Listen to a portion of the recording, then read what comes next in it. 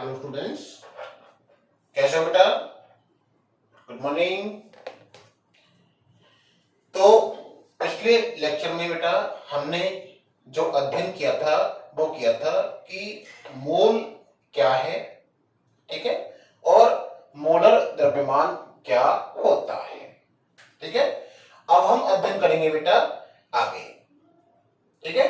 अब सबसे पहले बेटा हम पढ़ेंगे कि पदार्थ की दी गई मात्रा को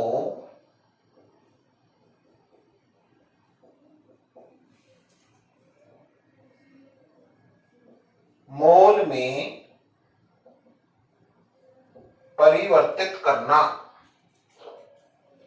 हमें पदार्थ की जो भी मात्रा दे रखी हो उसे हम मोल में किस प्रकार से परिवर्तित करेंगे, ठीक है। सबसे पहला टॉपिक अपन का ये है बेटा, बहुत इंपॉर्टेंट टॉपिक है। एक तरह से आप कह सकते हो बेटा कि मोल यदि आपको आता है तो ये चीज अगर आती है तो ही आपको मोल आता है, ढंग से, बहुत अच्छी तरह से। तो बहुत ढंग से आपको ध्यान देने की आवश्यकता है, ठीक है। क्या होता है बेटा, हमें किसी भी पदार्थ की जो मात्रा होती है वो जनरली तीन प्रकार से दी हुई होती है, ठीक है। या तो दे रखी होती है द्रव्यमान, जिसे हम बोलते हैं भार के रूप में,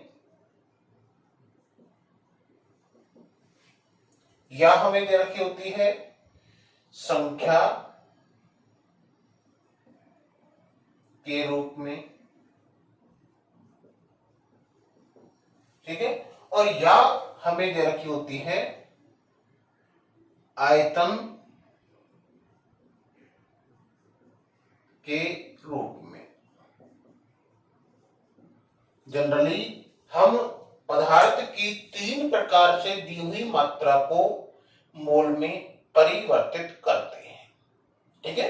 या तो हमें पदार्थ की मात्रा द्रव्यमान या भार के रूप में दे रखी होती है, या हमें पदार्थ की मात्रा संख्या के रूप में दे रखी होती है, और या हमें पदार्थ की मात्रा आयतन के रूप में दे रखी होती है, ठीक है। यदि हमें पदार्थ की मात्रा द्रव्यमान या भार के रूप में दे रखी होती है तो मोल निकालने के लिए जो हम सूत्र इस्तेमाल करते हैं बेटा वो करते हैं पदार्थ का द्रव्यमान या भार, और इसे लेंगे सदैव ग्राम में, क्लियर, और इसमें भाग देंगे हम पदार्थ का मोलर द्रव्यमान, और मोलर द्रव्यमान की इकाई आपको पता ही होती है ग्राम मोल इनवर्स, ठीक है। तो यदि हमें पदार्थ की मात्रा भार के रूप में दे रखी हो तो हम उसे मोल में बदलने के लिए जो कंसेप्ट इस्तेमाल करेंगे, जो फॉर्मूला इस्तेमाल करेंगे वो है पदार्थ का द्रव्यमान ग्राम में बटे पदार्थ का मोलर द्रव्यमान, ठीक है। इस द्रव्यमान को यदि मैं दिखा दूं W से, वेट, ठीक है, वेट इन ग्राम, ठीक है, और इसे मैं दिखा दूं M से, M ये होता है ग्राम पर मोल, तो ये हो जाएगी आपकी मोल। मोल को दिखाते संकेत में इस प्रकार से, तो mole equal to W by M, ठीक है, क्लियर। सेकेंड बात करें, यदि हमें पदार्थ की मात्रा संख्या के रूप में दे रखी हो तो हम मोल निकालने के लिए जो सूत्र इस्तेमाल करते हैं बेटा वो करते हैं पदार्थ की या पदार्थ के कणों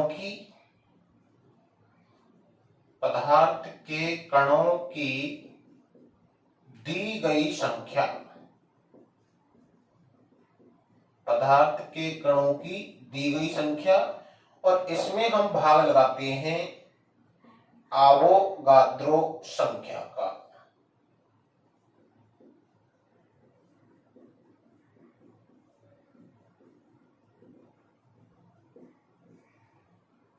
ये होता है यदि हमें पदार्थ के कणों की संख्या दे रखी हो।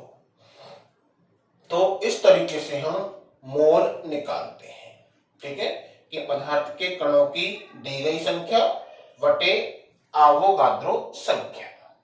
ठीक है, और यदि हमें पदार्थ की मात्रा आयतन के रूप में दे रखी हो तो हम मोल निकालने के लिए जो कंसेप्ट इस्तेमाल करते हैं वो करते हैं बेटा पदार्थ का आयतन, और इस आयतन को लेंगे हम लीटर में, और इसमें हम भाग लगाएंगे 22.4 का। पदार्थ का आयतन बटे 22.4। ठीक है, क्लियर है बेटा? तो इस 3 सूत्रों को हमें याद रखना होता है, ध्यान से याद रखना होता है। ठीक है, यदि हमें पदार्थ की मात्रा द्रव्यमान के रूप में दे रखी हो तो द्रव्यमान बटे मोल द्रव्यमान, यदि संख्या के रूप में दे रखी हो तो संख्या बटे आवोगाद्रो संख्या, और यदि आयतन के रूप में दे रखी हो तो आयतन लीटर में बटे 22.4। ठीक है, क्योंकि इसका कॉन्सेप्ट जो है बेटा वो आपको आगे और भी क्लियर होंगे बेटा जब आप स्टेट ऑफ मैटर पढ़ोगे। ठीक है, और गैलुसेक का नियम पढ़ोगे तब भी आपको क्लियर होंगे बेटा। क्या होता है बेटा, जो 1 मोल गैस होती है उसका आयतन प्रैक्टिकली ज्ञात किया गया और ये मिला था 22.4 लीटर। तो यहां से ये सूत्र बना है। ठीक है, 1 मोल गैस का आयतन जो है वो होता है 22.4। ठीक है, तो इस प्रकार से मोल निकालने के ये 3 फॉर्मूले बनाए गए हैं। ठीक है, यदि हमें पदार्थ की मात्रा द्रव्यमान के रूप में है, यदि संख्या के रूप में है, और यदि आयतन के रूप में है। अब यहां पर आती है मुख्य बात। मुख्य बात आती है बेटा कि द्रव्यमान के रूप में जो कंसेप्ट है बेटा, यदि पदार्थ ठोस अवस्था में है या पदार्थ द्रव अवस्था में है और या पदार्थ गैस अवस्था में है, तीनों ही अवस्थाओं में हम इस कंसेप्ट को काम में ले सकते हैं। बहुत ध्यान देने की बात है यहां पर। ठीक है, सेम कंडीशन यहां होती है, पदार्थ ठोस अवस्था में है या द्रव अवस्था में है या गैस अवस्था में है, तीनों ही अवस्थाओं में हम इस कंसेप्ट को काम में ले सकते हैं। ठीक है, परंतु आयतन के रूप में जो कंसेप्ट है इसे केवल और केवल जब पदार्थ गैस अवस्था में होता है तभी काम में लिया जाता है। बहुत ही इंपॉर्टेंट बात है, ये बात आना जरूरी है। 2 साल पहले बेटा मेडिकल में एक क्वेश्चन था, केवल इस छोटी सी बात पर डिपेंड था। 1 मोल का क्वेश्चन आया था जो कि इस छोटी सी बात पे निर्भरता आधारित था। ठीक है, तो यदि पदार्थ केवल और केवल गैस अवस्था में है तभी हम आयतन के कंसेप्ट का इस्तेमाल करेंगे, नहीं तो मोल निकालने के लिए कभी भी आयतन वाले कंसेप्ट का इस्तेमाल नहीं करेंगे यदि पदार्थ ठोस या द्रव अवस्था में है। ठीक है, अब आपके दिमाग में एक क्वेश्चन अराइज होना चाहिए, एक क्वेश्चन उठना चाहिए। वो क्वेश्चन क्या होना चाहिए कि सर कभी कभी ठोस और द्रव का भी हमें आयतन दे रखा होता है, कभी कभी ठोस एवं द्रव जो पदार्थ होते हैं उनका भी हमें आयतन दे रखा होता है। कभी कभी बिल्कुल दे रखा होता है। ठीक है, तो सर उसे हम मोल में कैसे बदलेंगे? कभी कभी ठोस एवं द्रव का भी मोल में आयतन दिया होता है कि हमें मान लो कोई ठोस है, उसका आयतन दे रखा है और उससे कह रहा है भाई हमें इसको मोल में बदलो, या द्रव है उसको आयतन दे रखा है और हमसे कह रहा है उसे मोल में बदलो। ठीक है, और आपके अनुसार इस फॉर्मूले का हम इस्तेमाल कर नहीं सकते, तो कैसे करेंगे? ठीक है, उसे करने के लिए, उसे कन्वर्ट करने के लिए हम यहां पर एक नया कॉन्सेप्ट निकल के आता है बेटा, वो आता है डेंसिटी, घनत्व।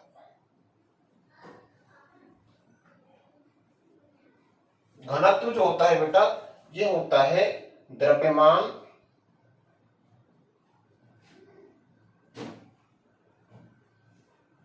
वटे आयतन।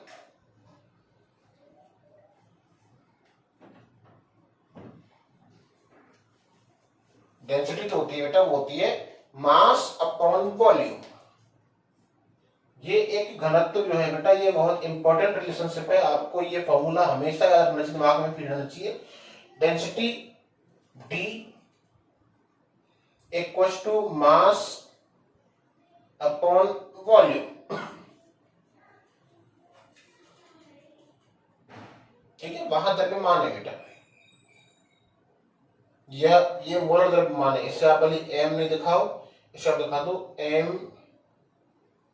W, molecular weight, molecular weight, जिससे आपको कंफ्यूजन नहीं होगा। ठीक है, तो घनत्व जो है बेटा, इसका कॉन्सेप्ट रहता है मास अपॉन वॉल्यूम। ठीक है, तो यदि हमें आयतन दिया हुआ हो तो हम वॉल्यूम जो है इसे इस्तेमाल करके हम मास निकाल सकते हैं, और मास हो जाएगा डेंसिटी इनटू वॉल्यूम।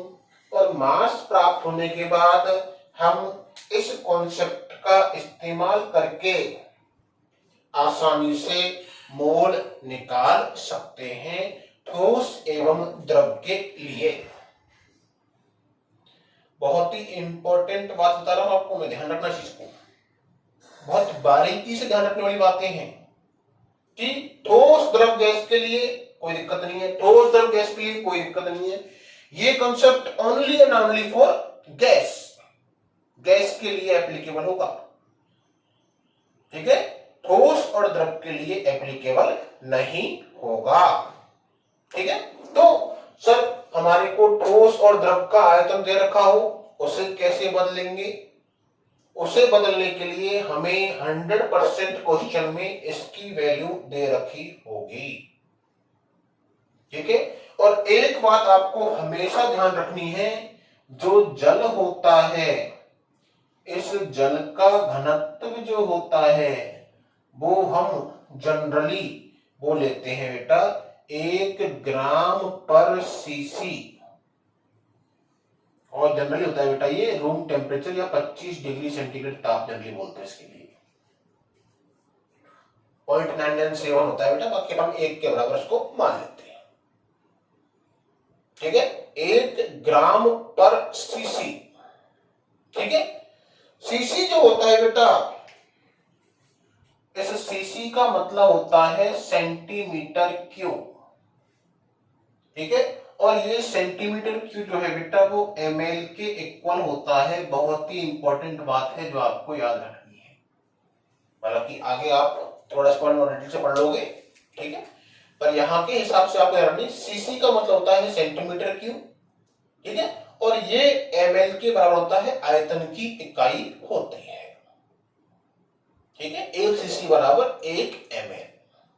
ठीक है, तो हम इसे ग्राम पर ml भी बोल सकते हैं, 1 ग्राम पर ml। क्लियर? जल के घनत्व को हम यहां पर 1 ग्राम पर ml भी बोल सकते हैं, क्योंकि ग्राम, सीसी और ml एक ही बात है, 1 सीसी बराबर 1 ml। क्लियर? ये इकाई है बेटा। ठीक है, क्लियर? तो ये कोई बात बेटा, कुछ छोटी छोटी बातें। अब हम बेटा शुरू करेंगे यहां से कुछ क्वेश्चंस। ठीक है, अब रखने की बात यह है बेटा आपको कि धीरे धीरे अपन बिल्कुल छोटे लेवल से क्वेश्चन स्टार्ट करेंगे और धीरे धीरे उनके लेवल बढ़ाते जाएंगे। तो प्रत्येक क्वेश्चन को आपको बहुत बारीकी से करना है, बहुत बारीकी से ध्यान देना है, ठीक है।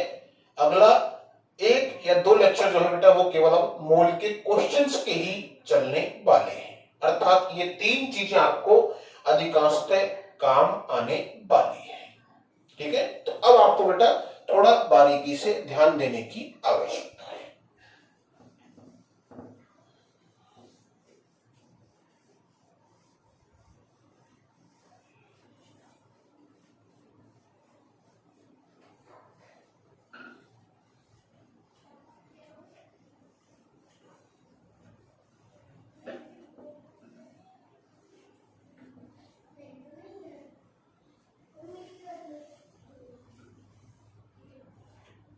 हाँ जी, नेक्स्ट ध्यान दीजिए बेटा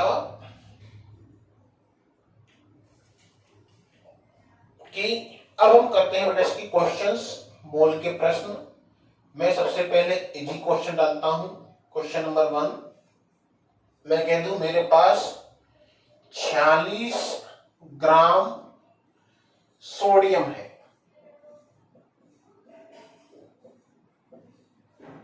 ठीक है, और इस 46 ग्राम सोडियम में मोल क्या होंगे, ठीक है।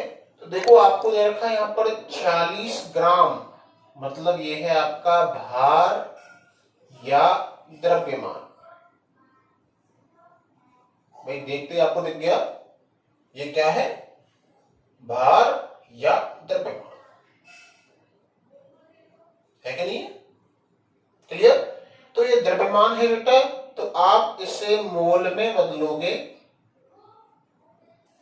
मोल बराबर वही जो द्रव्यमान वाला फॉर्मूला है, पदार्थ का द्रव्यमान, और द्रव्यमान किस में लेते हो आप, ग्राम में, डिवाइडेड बाई पदार्थ का मोलर द्रव्यमान,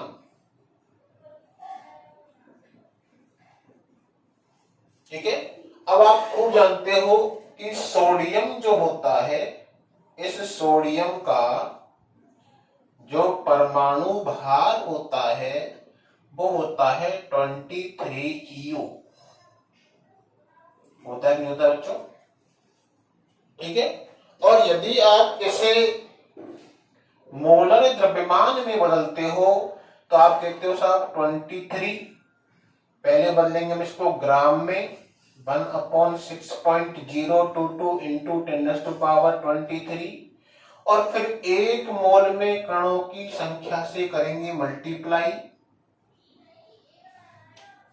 ये बात आपको पढ़ा चुका पिछले लेक्चर में, आपने ये बात पहले वाले लेक्चर में अच्छी तरह समझ ली है, ठीक है। तो आपको साफ दिख रहा है ये कैंसिल हो गया, ठीक है।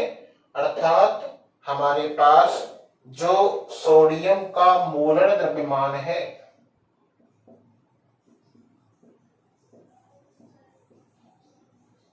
वो क्या आ गया, 23,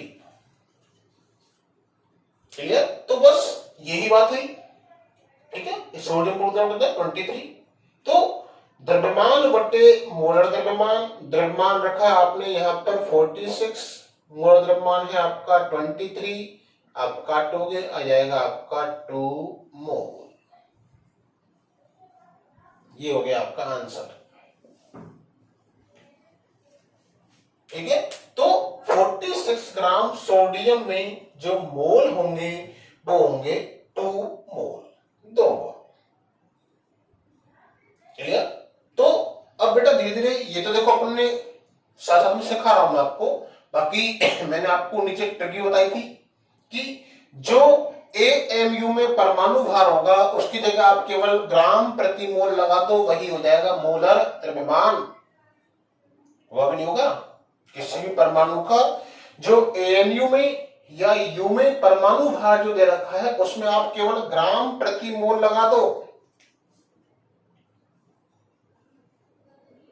अर्थात ये परिमाण समान है, संख्यात्मक मान क्या है, समान है, कोई चेंज नहीं है।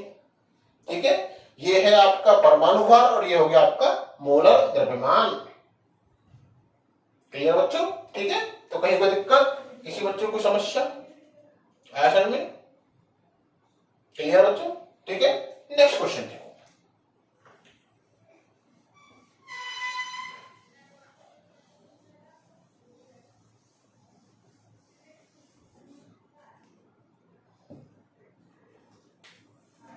नेक्स्ट क्वेश्चन,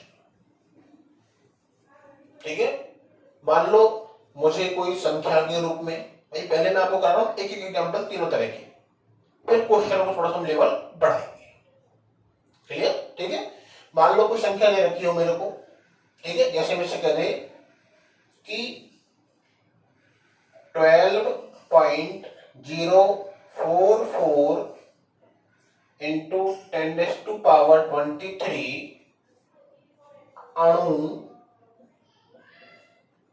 जल में मोल बताओ। क्लियर? हमसे कह दिया सिंपल क्वेश्चन। ठीक है, तो भाई ये हमें दे रखे हैं अणु, साफ दिख रहा है इधर की हमको क्या, अणुओं की संख्या। अणु किसके? जल के, मतलब जल क्या है, पदार्थ, जल के अणुओं की संख्या। जल क्या है आपका, आपको पता है पदार्थ होता है, पदार्थ पढ़ चुके हो अच्छी तरह से, पदार्थ का मीनिंग आपको आ गया होगा इससे समझ में। ठीक है, तो हमें पदार्थ के अणुओं की संख्या दे रखी है 12.044 इंटू 10⁻23। क्लियर बच्चों?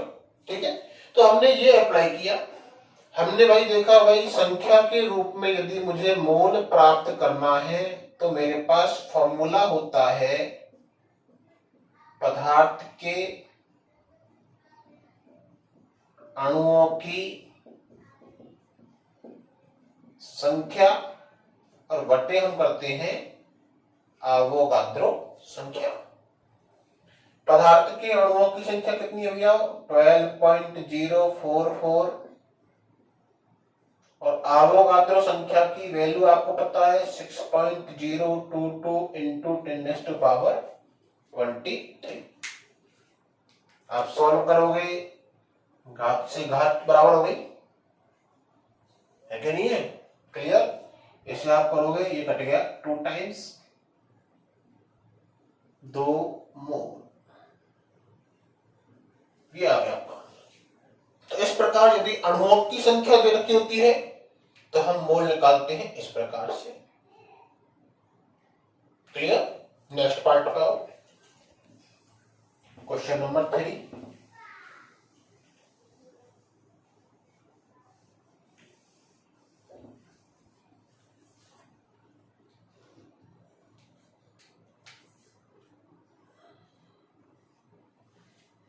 ठीक है, तीसरे क्वेश्चन को बेटा हम करते हैं। मैं कह देता हूं आपसे, मान लो क्वेश्चन कि मेरे पास कोई गैस है, मान लो हीलियम गैस है, और हीलियम गैस के हैं मेरे पास 11.2 लीटर। ठीक है, और मुझसे पूछ रहा है इसमें बताओ मोल।